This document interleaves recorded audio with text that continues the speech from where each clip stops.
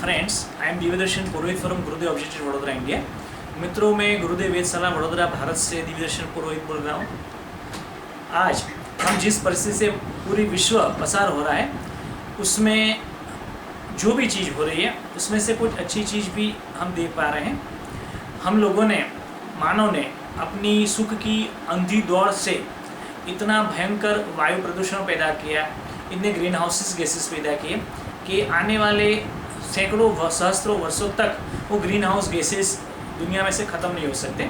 Green house gases वो है जो सोलर रेडिएशन को एब्सॉर्ब कर लेते हैं और एमिट भी कर सकते हैं। थर्मल रेडिएशन को भी एब्सॉर्ब और एमिट कर सकते हैं। इसमें जैसे कार्बन डाइऑक्साइड है, सल्फर डाइऑक्साइड है, नाइट्रस डाइऑक्साइड है, ओजोन 3 है, H2 है, ये सब हाइड्रोजन डाइऑक्साइड है, तो ये सब ग्रीन हाउस गैसेस गिने जाते हैं। उसके अलावा जब जो भी हम व्हीकल चलाते हैं उसके जो नाइट्रोजन डाइऑक्साइड पैदा होता है, उसके अलावा फाइन पार्टिकुलेट मैटर यानी कि सूक्ष्म कण पैदा होते हैं जो PM पर्कुलेट मैटर 2.5 और पर्कुलेट मैटर 10 में गिने जाते हैं। वो बाल से भी, हमारे बाल से भी सैकड़ों गुना सूक्ष्म होते हैं। उसके अलावा एरोसोल पार्टिकल, डस्ट पार्टिकल्स रहते हैं, सीमेंट उद्योग के पार्टिकल्स होते हैं, सब जब आसमान में चले जाते हैं तो एक बहुत बड़ा प्रदूषण का कारण बनते हैं। ये प्रदूषण हर वर्ष पूरे विश्व में से 70 लाख लोगों को, 7 मिलियन लोगों को मार देता है। इतना घातक ये सिस्टम है, प्रदूषण है, ये ग्रीन हाउस गैसेस के चलते जो हम लोगों ने प्रदूषण पैदा किया हुआ है। ये प्रदूषण पूरी दुनिया में घातक रूप से फैला है। इसके लिए उसको हम क्लाइमेट चेंज, पूरे विश्व का क्लाइमेट चेंज बोलते हैं, ग्लोबल वार्मिंग बोलते हैं। उसके साथ में वेदर इफेक्ट्स जुड़े, वेदर स्टॉर्म्स आते हैं, एकदम गर्मी, एकदम ठंड का बढ़ जाना, एकदम गर्मी का बढ़ जाना, एकदम मानसून आ जाना, ऐसी परिस्थितियाँ उत्पन्न हो जाती है। एक्सट्रीम वेदर इवेंट्स उसको बोला जाता है। उसके अलावा वो हमारे रेस्पिरेटरी सिस्टम पर, हार्ट के ऊपर, सबके ऊपर प्रभाव डालता है। मेंटल फिजिकल बैलेंस गड़बड़ा जाता है। और इसके अलावा क्रॉप्स के ऊपर, स्पेसीज के ऊपर, जो प्रजातियाँ हैं, बर्ड्स वगैरह हैं, जैसे स्पैरो अब देखने को नहीं मिलती शहरों में, उसके ऊपर भी ये प्रभाव डाल देता है। और क्रॉप्स खत्म होते चले जा रहे हैं, अर्ली ब्लूमिंग होता है, मतलब जल्दी वसंत बाहर आ जाती है। तो ये सब चीज़ें कुल मिला के अर्थ के लिए एक बहुत खतरा साबित होता है। तो ये खतरा अभी लॉकडाउन के चलते लगभग नहींवत हो गया है। एक बहुत खुशी की बात है।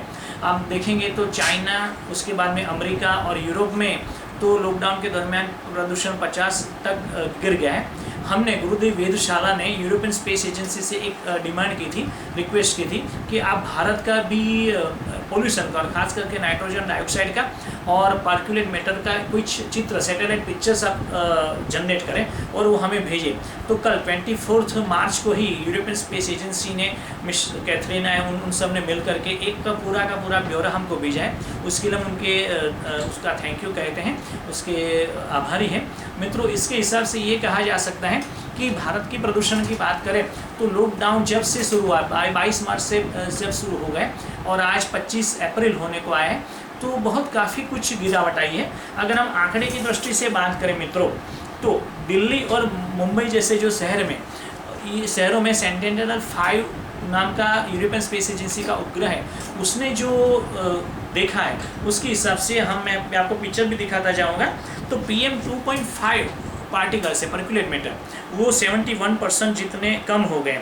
20 आप मार्च की बात करें बिफोर लॉकडाउन, तो दिल्ली की बात करते हैं तो 91 माइक्रोग्राम पर मीटर क्यूब थे। वो अब घट कर के 27 मार्च को ही, एक महीने पहले की बात बता रहा हूँ, 26 माइक्रोग्राम पर मीटर क्यूब हो गए। और WHO का मानना है, WHO का, कि अगर 25 से ज़्यादा होते तो हेजर्डस होते, तो ये इतने कम हो गए हैं। इसके अलावा एरोसोल पार्टिकल्स 0.50 AEOD हो गए हैं। ओजोन का लेवल भी कम हो गया, जो ग्राउंड लेवल ओजोन बोला जाता है, वो 250 DU हो गया है। उसके अलावा सेंटिनेंटल-5P का हम उपग्रह का ब्यौरा लें और दूसरे ऑब्जर्वेटरीज का ब्यौरा लें, तो हमारा जो शहरी प्रदूषण है, जिसको हम पर्कुलेट मैटर बोलते हैं, aerosol particles, suspended particles, nitrogen dioxide बोलते हैं, उसका जो मिश्रण है वो भी बहुत कम हो गया है। लगभग 50%, 40 से 50% तक मुंबई, दिल्ली, कलकत्ता जैसे शहरों में कम हो गया।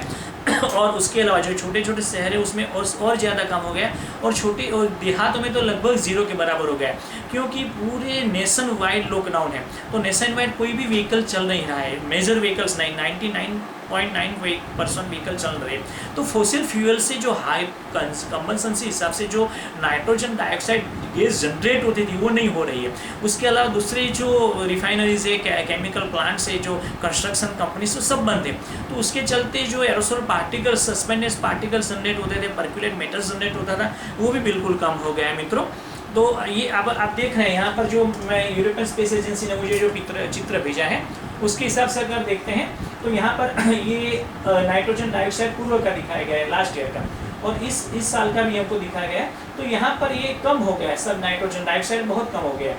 यहाँ पर जो दिख रहा है वो नॉर्थ ईस्ट इंडिया की बात करें तो वो कोल प्लांट की वजह से दिख रहा है। भारत के अंदर सबसे बड़ा पावर प्लांट है विंध्याचल पावर प्लांट, वो उसके चलते 50% दिख रहा है। उसके अलावा अगर हम बात करते हैं मित्रों तो ये अगर ध्यान से देखेंगे तो ये एकदम जूम पिक्चर किया हुआ है। ये 1 जनवरी से 24 मार्च 2020 का पिक्चर है, आप देखेंगे उसको तो यहाँ पर नाइट्रोजन डाइऑक्साइड है और इतना जो आप रेट देख रहे हैं वो एकदम डेंजरस पोजीशन में है। और जितना जितना कम हो रहा है यहाँ पर जो देख रहे हैं ग्रीनिश ब्लू कलर का वो भी दिखा रहा है। मगर ये 25 मार्च के बाद की अगर बात करते हैं, लॉकडाउन के पीरियड से 20 अप्रैल तक की ये जो चित्र सैटेलाइट ने हमें भेजा है गुरुदेव वेधशाला को, यूरोपियन स्पेस एजेंसी ने, उसमें दिखाया गया है कि केवल इतने ही पार्सन में जहाँ पर नॉर्थ ईस्ट इंडिया है वहाँ पर पावर प्लांट की वजह से इतना ये हो रहा है। बाकी यहाँ पर देखिए तो लगभग नाइट्रोजन डाइऑक्साइड जीरो हो गया है। नाइट्रोजन डाइऑक्साइड ये खास करके फॉसिल फ्यूल के कंबसन से, इंडस्ट्रियल एक्टिविटीज से, ट्रैफिक से जनरेट होता है और ये काफ़ी मात्रा में कम हो गया, एक बहुत बड़ी उपलब्धि हम कह सकते हैं। इसके अलावा हम देखें तो यहाँ पर एक और भी चित्र आपको हम दिखाएंगे। ये हिंद महासागरीय जहाँ के पावर प्लांट का 3D पिक्चर दिया गया है। यहाँ पर इतना कंबसन, लास्ट टाइम पर इतना पॉल्यूशन था, ये घट करके यहाँ पर इतना कम हो गया है। और अगर हम देखें तो यहाँ पर ये मेरीनल रूट जा रहा है, मेरीटाइम रूट चल रहा है। ये मेरीटाइम रूट में इतना कमी नहीं आई, मतलब जो समुद्री जहाज चलते चले जा रहे हैं वो लॉकडाउन के अंदर नहीं आए हैं। तो समुद्री जहाज का ट्रैफिक है तो उसके चलते फेंट ट्रेल नाइट्रोजन डाइऑक्साइड की हम मेरीटाइम का समुद्र के ऊपर इंडियन ओशन में देख रहे हैं। उसके अलावा एक और भी बात हो गई, इलेक्ट्रिसिटी का जो कंजम्पशन था वो 9.2% जितना कम हो गया है। उसके अलावा हम देखें तो सिस्मोलॉजी कंपन, क्योंकि पूरे विश्व में ट्रेन्स, बसें वगैरह चलनी लगभग नहीं मत हो गई, तो उसके चलते पृथ्वी प्रशांत हो चुकी है। तो जो सिस्मोलॉजिकल कंपन आते थे वो सिस्मोलॉजिकल कंपन को नापने के लिए साइंटिस्ट को एक बहुत बड़ी मात्रा में ये अभी एक समय मिला है, तो छोटे छोटे कंपन भी उसके अंदर नापे जा सकते हैं। अगर ये इसके अलावा हम आपको एक मन में एक भी क्वेश्चन ये भी होता होगा कि गर्मी क्यों बढ़ रही है। गर्मी इसीलिए बढ़ रही है कि कार्बन डाइऑक्साइड बढ़ा है। हमारी जो प्रवृत्तियाँ थी उसके चलते कार्बन डाइऑक्साइड हमने 414 पार्टिकल्स पर मिलियन कर दिया है और ये अभी 100 साल रहने वाला है, ये अभी घटने वाला नहीं। इसके चलते गर्मी बढ़ रही है। मगर चूंकि प्रदूषण कम हो रहा है और ये नाइट्रोजन डाइऑक्साइड वगैरह कम हो गए, तो उसके चलते आपने देखा होगा तो पिछले समर में अब तक 2 बार हीट वेव्स आ चुके थे, अभी तक एक भी हीट वेव्स नहीं आए हैं। तो हीट वेव्स नहीं चल रहे, गर्मी बढ़ रही है मगर हीट वेव्स नहीं बढ़ रहे। तो ये कुल मिला के पिक्चर एक अच्छा बता रहा है, मगर ये कह रहा है कि माता प्रकृति अपना संतुलन बना रही है, पृथ्वी माता अपना संतुलन बना रही है। नेचर और प्रकृति है वो ऐसा कहती है कि बेटा आप सीधे रास्ते पर चलो। अगर आप सीधे रास्ते पर नहीं चलेंगे तो हम उसको उलट करके सीधा करने की ताकत रखते हैं। हमसे ज़्यादा पावर नेचर में है, वो सुपर पावर है। तो नेचर हमको एक मौका दिया है कि अभी हमें संभलना है।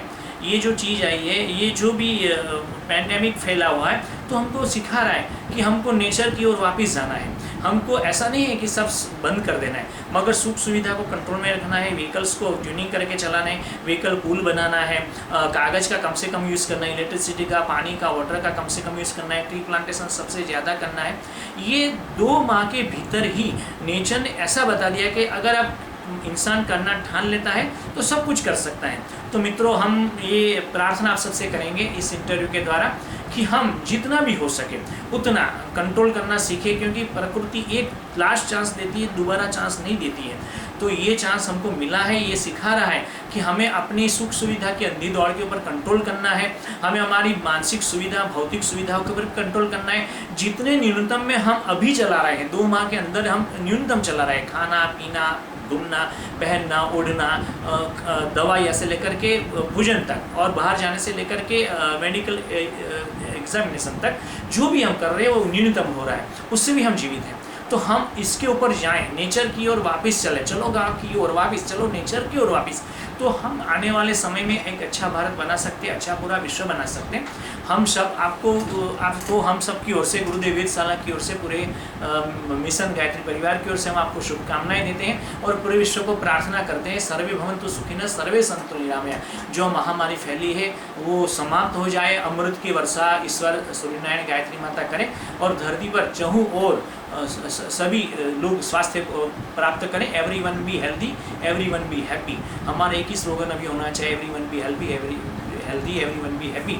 सर्वे भवन्तु सुखिनः सर्वे सन्तु निरामया। Thank you very much, thanks. मित्रों, मैं दिव्य दर्शन पुरोहित, गुरुदेव वेधशाला, वडोदरा, इंडिया से।